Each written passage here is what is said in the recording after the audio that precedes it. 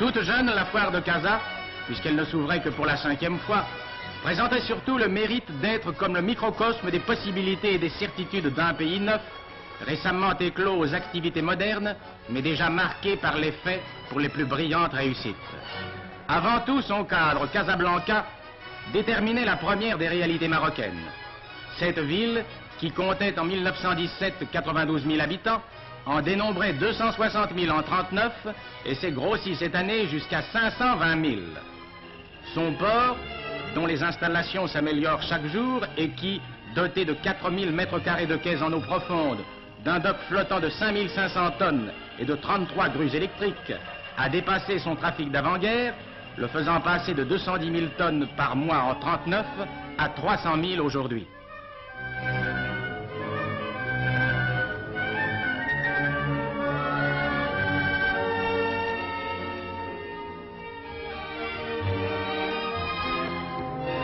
À ce port, fenêtre grande ouverte sur le monde, doit correspondre un réseau ferroviaire capable d'assurer du port à tous les points essentiels et de ces points au port des échanges qui croissent chaque jour. La guerre, qui avait imposé au chemin de fer une tâche énorme, les avait laissés dans un grand état de fatigue. Mais les pertes de la guerre devaient être vite comblées et le rail acquérir de nouvelles forces. Car si la voie ferrée ne couvrait en 1923 que 235 km, elle courait en 1932 sur 1131 km et s'étend aujourd'hui sur 1808. Si en 1939 le nombre des locomotives de toutes sortes ne dépassait pas 142, il s'est accru aujourd'hui jusqu'à 157, le nombre des wagons passant de 4085 à 4440. Et le tonnage transporté d'un peu plus de 3 millions de tonnes en 1939 atteint cette année plus du double. Moyens d'échange, moyens de transport, ports, routes, voies ferrées sont un ensemble qui doit permettre au Maroc de tirer le meilleur parti de ses possibilités. Au premier rang de ces possibilités, comptons le charbon qui, à Djerada, affleure le sol et continue en terre marocaine le gisement algérien de Kenadza. Découvert en 1907, ce gisement qui s'exploite par taille chassante permettait d'extraire en 1939 11 000 tonnes par mois. Production qui est montée cette année à 25 000 tonnes.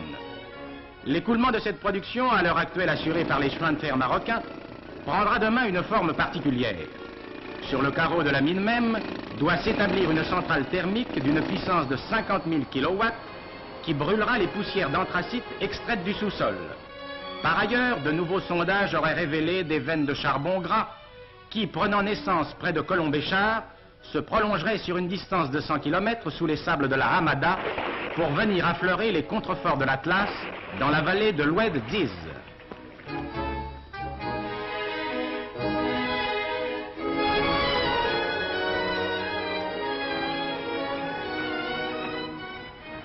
Au nombre de ses ressources naturelles, le Maroc peut compter en même temps que le charbon, le pétrole.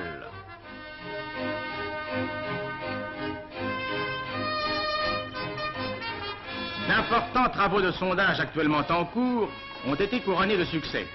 Leurs résultats permettent de grands espoirs. Et si le Maroc, à l'heure actuelle, ne possède pas l'outillage qui lui permettrait de traiter la production pétrolière qui pourrait être la sienne, nul doute que dans un délai assez rapproché, il ne prenne les mesures utiles pour entreprendre l'exploitation intensive de ces gisements. Le pétrole, comme le charbon, est une réalité marocaine.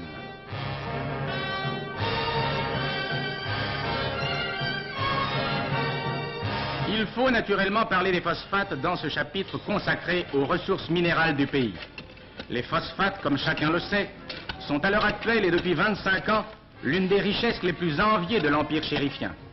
Dans les centres qui portent les noms de Kouriga et Louis Gentil, de véritables cités industrielles sont nées pour le traitement scientifique des phosphates naturels. Richesse considérable et dont le revenu ajoute chaque année à l'essor industriel du Maroc, puisque la majeure partie des ressources nées de l'exploitation phosphatière concourt à l'amélioration de l'équipement marocain. Et qu'on songe à l'importance de cette industrie, puisqu'elle arrive à traiter mensuellement 250 000 tonnes.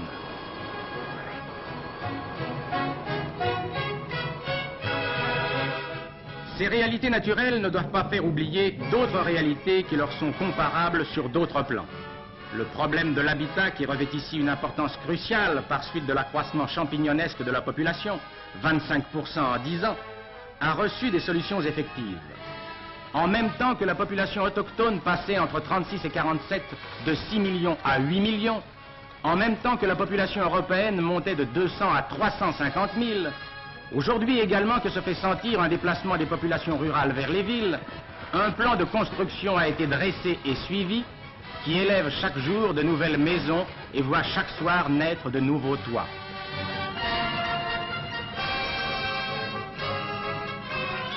Mais ici, comme dans toute l'Afrique du Nord, le grand problème est celui de l'eau, qui gouverne tout et régit la misère comme la prospérité.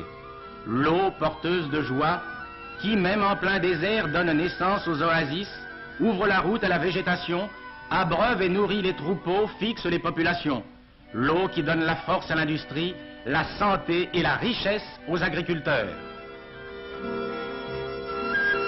Ce problème que la situation hydrographique du Maroc rend particulièrement délicat est maintenant en passe d'être résolu grâce à la construction de barrages tels celui d'Imfout qui doivent en 30 ans permettre d'utiliser toutes les eaux du massif de l'Atlas.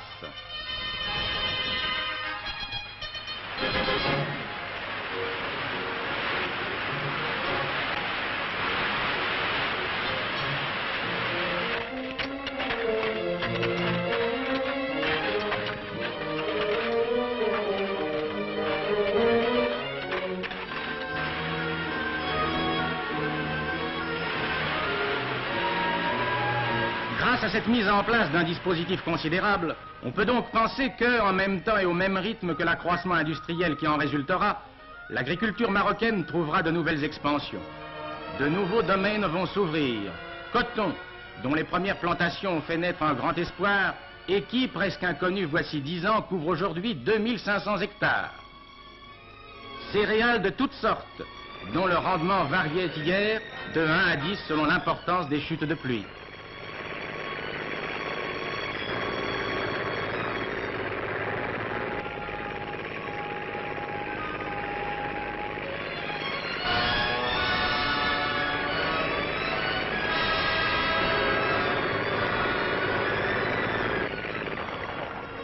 L'eau circulant régulièrement a permis de sauver et de rendre à une vie normale la tribu des Beni Amir, forte de 60 000 âmes.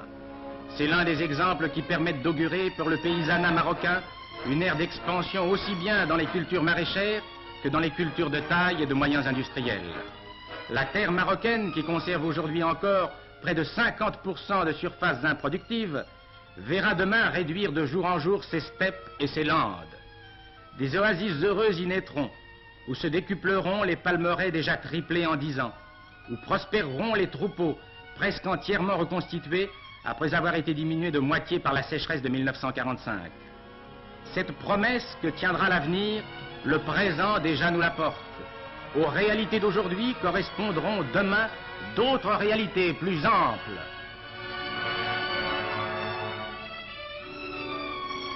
Le Maroc n'est pas seulement, comme on le disait hier, une terre de promesses.